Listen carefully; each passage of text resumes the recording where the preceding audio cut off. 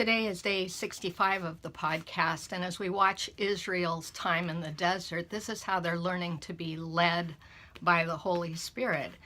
But in giving Israel the promised land, being led was to bring them to the point of possession. And that is what failed to take place with this generation that left Egypt. Let's look at some of the process of this. The generation that left Egypt failed to obey.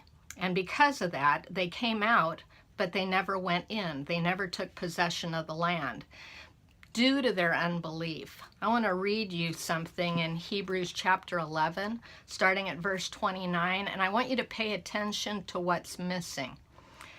Hebrews 11:29 says, "By faith they passed through the Red Sea as though they were passing through dry land. And the Egyptians, when they attempted it, were drowned." Verse 30, "By faith the walls of Jericho fell down after they'd been encircled for 7 days."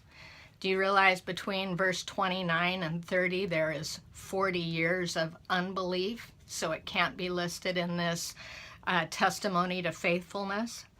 So one generation died in the wilderness. They'd received the law, but they failed to believe the Lord. The next generation is going to cross the Jordan and they're going to possess the land. But this is the generation that's not led by Moses, who represents the law and the covenant of the law. They're led by Joshua, who is a type of Jesus. He will be the one who will take them in to possess the land.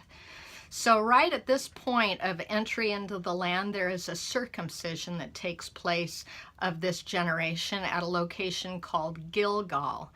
Joshua 5 verses 2 to 9 describes this period of time where this new generation is going to receive circumcision, but it's demonstrating for us that flesh and blood will not inherit the kingdom. That's 1 Corinthians 15:50, if you want to look at that.